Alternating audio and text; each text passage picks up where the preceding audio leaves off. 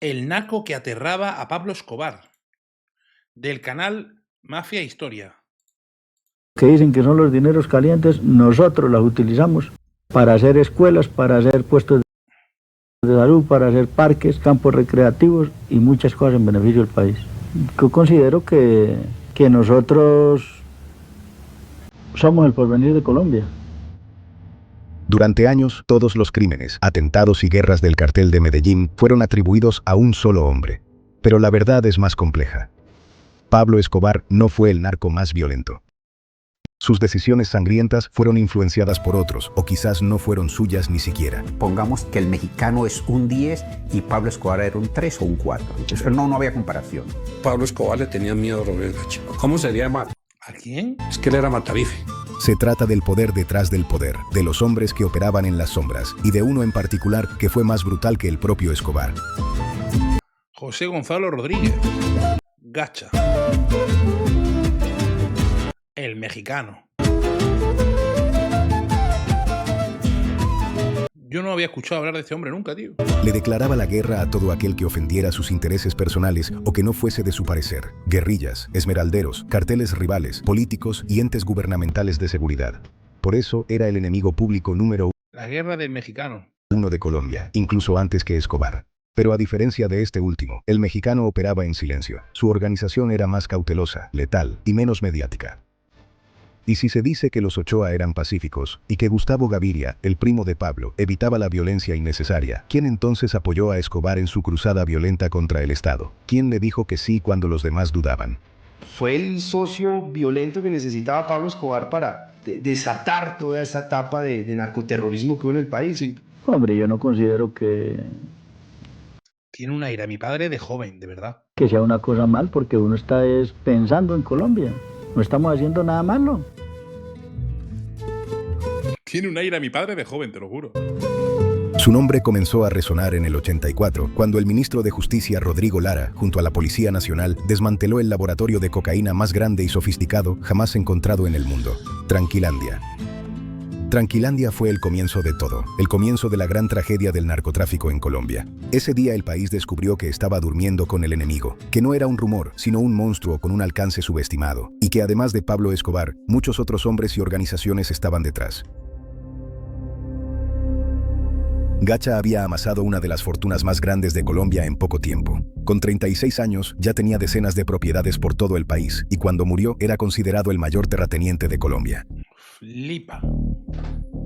Fue él quien A lo callao. primero proyectó Tranquilandia, un laboratorio gigante donde más de 1000 personas vivían y trabajaban fabricando y empaquetando ¿Cómo que 1000 personas, tío? cocaína en medio del Amazonas colombiano. Este golpe significó una pérdida económica enorme para el cartel y un golpe simbólico aún mayor. Fue una declaración de guerra del Estado y la respuesta fue inmediata.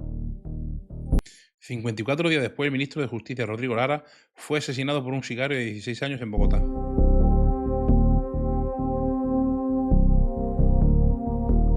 El desmantelamiento de Tranquilandia enfureció demasiado a Gacha porque le había costado años, millones y mucho esfuerzo establecerlo y protegerlo. De hecho, había iniciado una guerra por estos laboratorios, contra la guerrilla. Años antes, Gacha había comenzado la industrialización del narcotráfico en territorios poco poblados de Colombia. A inicios de los 80 ya tenía produciendo más de 3000 hectáreas en zonas a donde el Estado no llegaba, pero que eran hogar de guerrillas colombianas.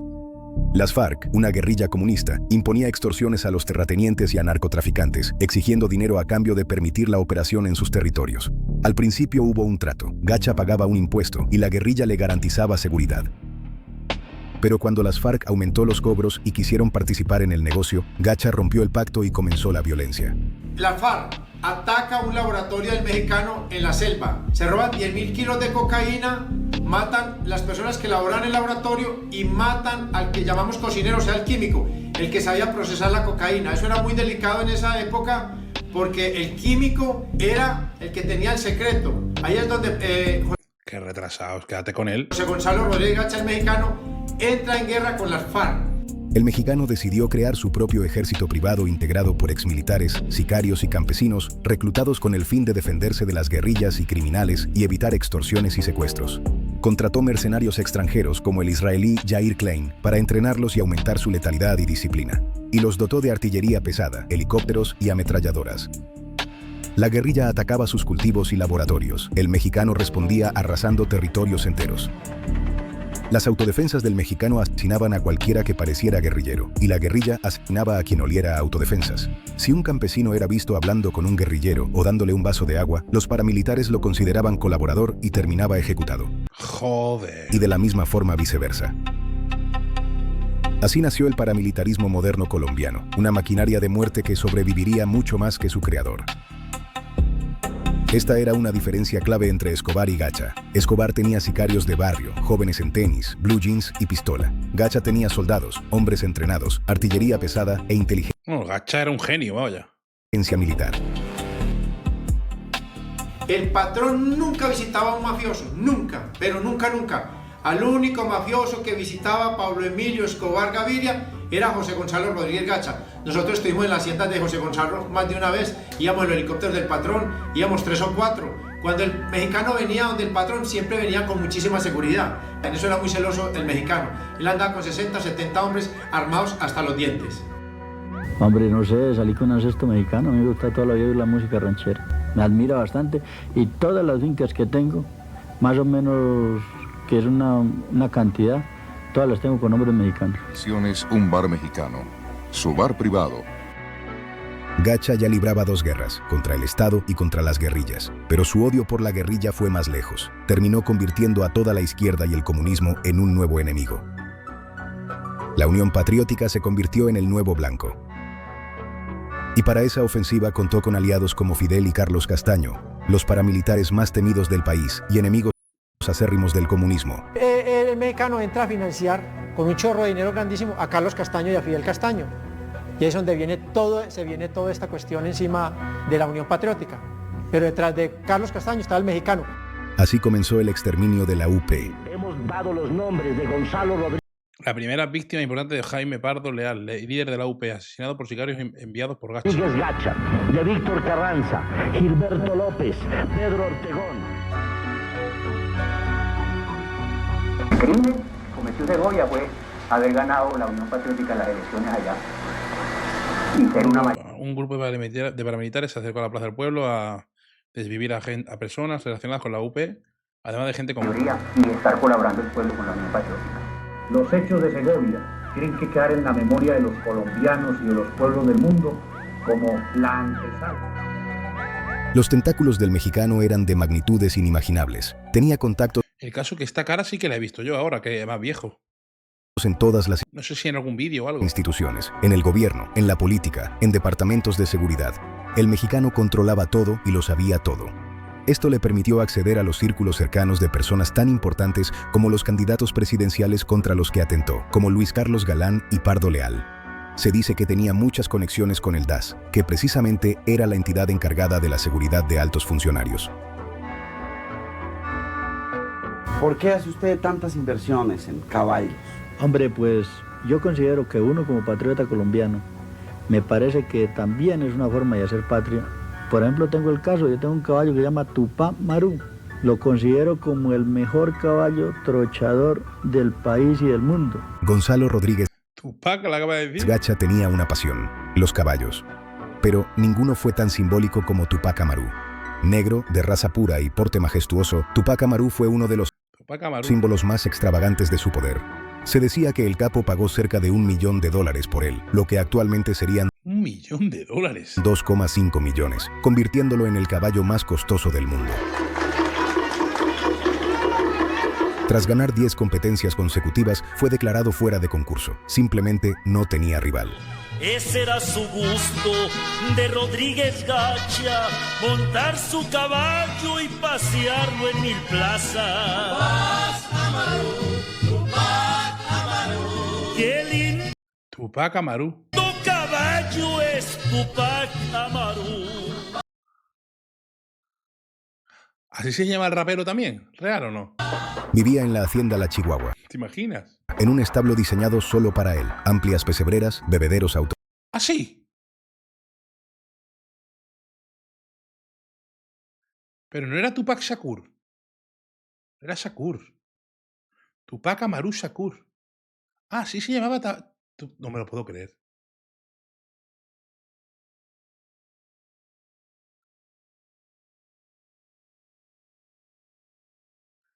Era un líder de la Revolución Peruana.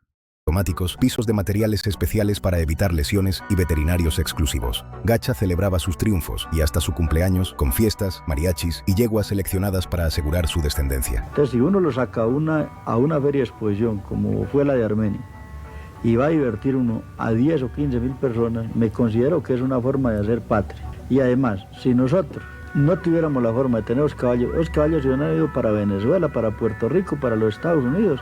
Entonces el caballo de paso fino colombiano, o lo que llamamos el auténtico paso fino colombiano, nos hubiéramos quedado sin la sangre, nos hubiéramos quedado sin nada. Entonces a mí me considero que también, fuera de que es un hobby y que es bastante caro, me considero que es una forma también de hacer patria.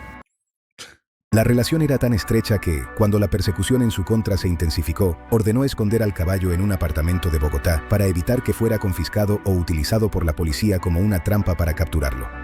Tupac fue más perseguido que su dueño. Sabían que quitarle el caballo era como quitarle un hijo. Tras la muerte de Gacha en 1989, el caballo permaneció en la hacienda hasta el 94, cuando murió por un cólico fulminante. Parte de su cuerpo fue disecado y hoy se exhibe en un club ecuestre de Pacho.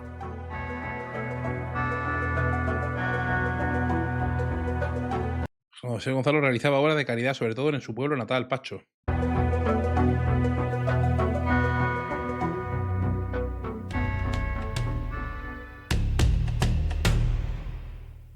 El sueño de Gonzalo era invadir el territorio colombiano desde los Andes hasta el Caribe para sacar droga al mar sin obstáculos. Para lograrlo, necesitaba un corredor clave, la región esmeraldífera, un territorio estratégico que conectaba dos de sus zonas de influencia. Era de los esmeralderos, sus antiguos socios. Antes de ser narco, Gacha se formó en las minas de esmeraldas como guardaespaldas de Gilberto Molina, el llamado rey de las esmeraldas. Joder. Allí aprendió a moverse entre dinero, armas y poder. Pero cuando conoció el narcotráfico, se independizó y dejó atrás el negocio minero. ¿Cómo acabó Rodríguez Gacha echándose plomo con su viejo aliado? Existen varias versiones sobre el origen de la enemistad entre el mexicano y su antiguo jefe Gilberto. La más escuchada dice que Gacha quería apoderarse de las minas. Pero el mexicano ya tenía un negocio mucho más rentable que las esmeraldas. No tendría sentido que se le midiera a un trabajo menos productivo y con tantos conflictos. Por lo que la teoría más sólida es otra: estrategia territorial. La región esmeraldífera estaba justo en medio de dos zonas controladas por él, el Magdalena Medio y gran parte de Cundinamarca. Si dominaba ese corredor, integraba geográficamente su imperio. Gacha no pensaba como mafioso, pensaba como estadista en guerra. No, literalmente parece, vamos. O sea, está actuando como un genio de la guerra. Militar.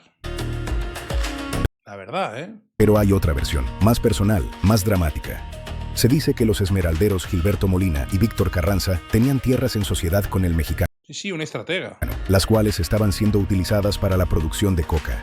Las autoridades dieron con estos terrenos y llegaron los problemas legales.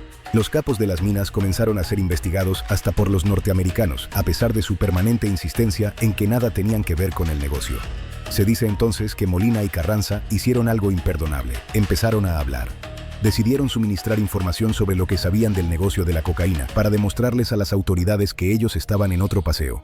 Desde entonces la DEA comenzó a Eran unos chivatos. investigar a Gacha y así empezó la rivalidad con sus ex socios esmeralderos. Esto me huele más a que fue así. El 27 de febrero del 89, esa tensión llegó a su punto final. Molina celebraba su cumpleaños en su finca de Sasaima cuando un comando armado irrumpió y lo asesinó junto a 17 personas. Joder. Llegó un momento en que el mexicano se quebró. Tenía propiedades, tenía caballos, tenía muchísima cosa, pero efectivo no tenía. El mexicano vino a Medellín y el patrón lo llevó donde Kiko Moncada, que era un empresario de la cocaína. El patrón le dijo al mexicano: mira, Kiko, haceme un favor y le compras al mexicano 10 kilos de cocaína que tienen en Miami. Eran 10 kilos que le quedaban nomás y están en mal estado. Kiko Moncada le dijo: no, tranquilo Pablo, México, venga, yo le compro los 10 kilos como si estuvieran se los pagó. Y el mexicano, lo único que tenía así rápido para vender eran 200 kilos de oro. Se los vendió a Jorge Luis Ochoa Vázquez. El oro lo movieron desde el Magdalena Medio hasta la ciudad de Medellín y se le entregaron a Jorge Luis Ochoa Vázquez. Con este dinero el mexicano recompuso sus rutas y en menos de 6 meses estaba supremamente millonario. Vamos, que le debía la vida a Pablo Escobar también. O sea, Pablo Escobar le hizo el favor. ¿Usted fuma?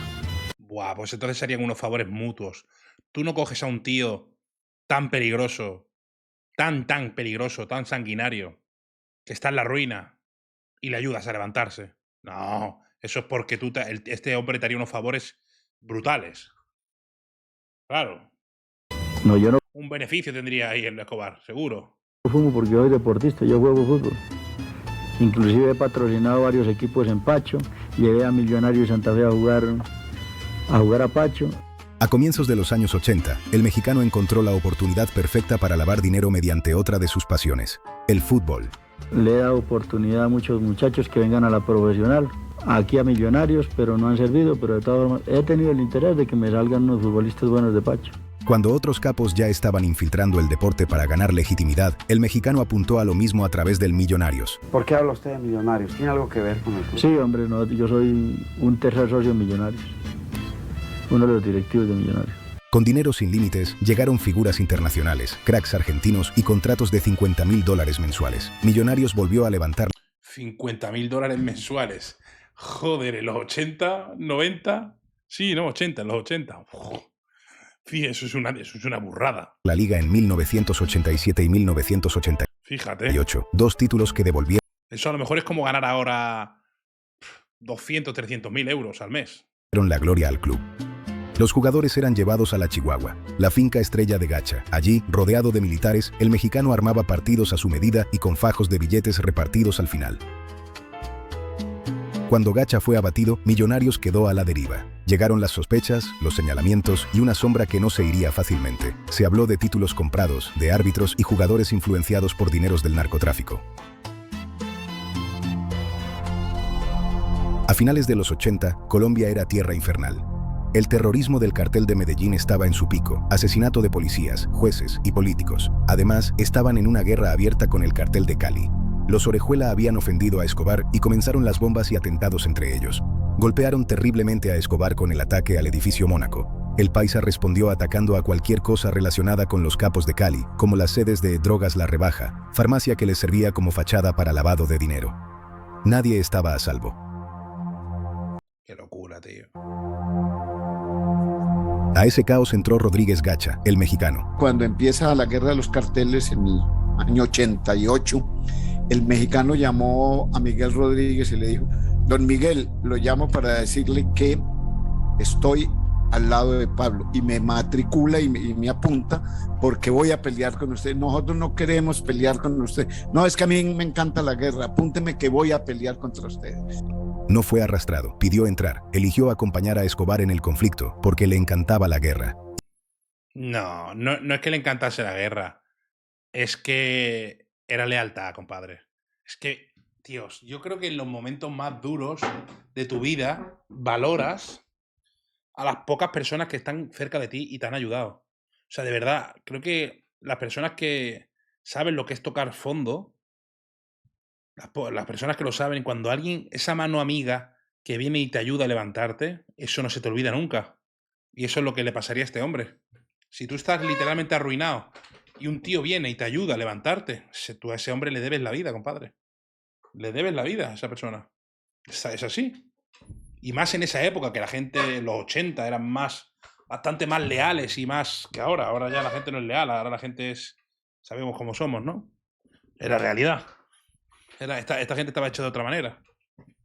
Y normal, no es que le gustase la guerra, es que era leal. Y por eso, por su sed de pelea y su lealtad ciega, terminó marcado. Ahí empieza el fin del mexicano.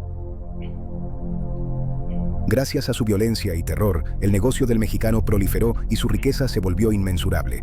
Pero también la persecución aumentó. Se comenzaron a unir fuerzas para acabar con este monstruo incontrolable que estaba por exterminar al país. La DEA, la policía colombiana, el DAS y ahora los de Cali le respiraban en la nuca. La caída del mexicano se dio por una traición, un informante infiltrado en su organización, El Navegante. ¿Por cuánto tiempo trabajó usted con él? Solo fueron días, algo así como 10 meses. 10 meses. ¿Cómo llega usted al mexicano? Me hicieron una propuesta para que me infiltrara con ellos y yo lo vi viable y me infiltré a ellos. Jorge Velázquez, alias El Navegante, era uno de los pocos contactos... ¡Qué hijo de puta este! ...actos de confianza que le quedaban al mexicano, o eso pensó. Gacha le pidió ayuda para moverse en la costa caribe, pero sucede que El Navegante había tenido contacto con uno de sus tantos enemigos. ¿La propuesta quién se la hace, la DEA? No. A mí me la hacen personajes de Cali. Es decir, usted trabajaba para el cartel de Cali. Hasta ese momento no, yo hice una operación para ellos. Correcto, ¿y quién le pagaba? ¿Los Rodríguez Orejuela? Los del Valle, sí señor. ¿Cuánto le pagaron por entregar a Rodríguez Gacha? A mí me pagaron $1 millón cuando se dio de baja a Rodríguez Gacha. El 15 de diciembre de 1989, Gacha y su hijo Freddy se movían por la zona de Tolú Viejo, Sucre. Sin saberlo, el navegante ya había entregado su posición. Según el navegante, la operación comenzó desde el mar y terminó en el aire, cuando él abordó uno de los helicópteros que persiguió al capo. Y él sale corriendo como hacia el monte, como a huir hacia el monte, porque al frente tenía la infantería, estábamos nosotros en el aire, entonces se tira al monte. Mientras la versión oficial sostuvo que Gacha murió por fuego de la policía, Velázquez dio otra versión. La visión que yo tengo, pues yo estaba en primera fila, es que él como que me miró hacia arriba. Pienso yo que mi impresión fue que me estaba mirando a mí, ¿no? Porque yo estaba al lado del artillero, en el helicóptero. Y me mira y dice algo, luego yo veo que se pone la otra mano sobre su mejilla y luego él cae, explota algo y él cae. Joder. Tras el operativo, la vida del navegante se convirtió en una huida. Escobar lo acusó de traición y tuvo que escapar, cambiar de identidad y más tarde escribir un libro para contar su versión. Sí, que te chivaste, chivato.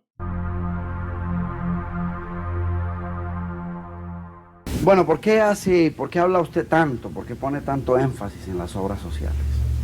Hombre, yo considero de las obras sociales, me llama la atención lo primero, porque yo vengo de una familia bastante pobre, muy humilde, como le acaba de decir. Nosotros sufrimos necesidades y yo creo que si uno tiene la forma y le nace, debe hacer patria haciendo obras sociales, porque hay mucha gente que necesita esas cosas. Y yo analizo que debe ser un modo de estimularse uno como patriota colombiano. Yo tengo que llevar un honor a mi mamá, porque mi mamá, a pesar de que nosotros somos bastante pobres, mi mamá ayudaba a la gente, era muy pobre, entonces yo lo hice en forma de eso, y a mí me nace. Muy buen vídeo, tío, muy buen vídeo. Vamos a suscribirnos. Bueno, yo estoy suscrito ya. Mafia Historia de Yona.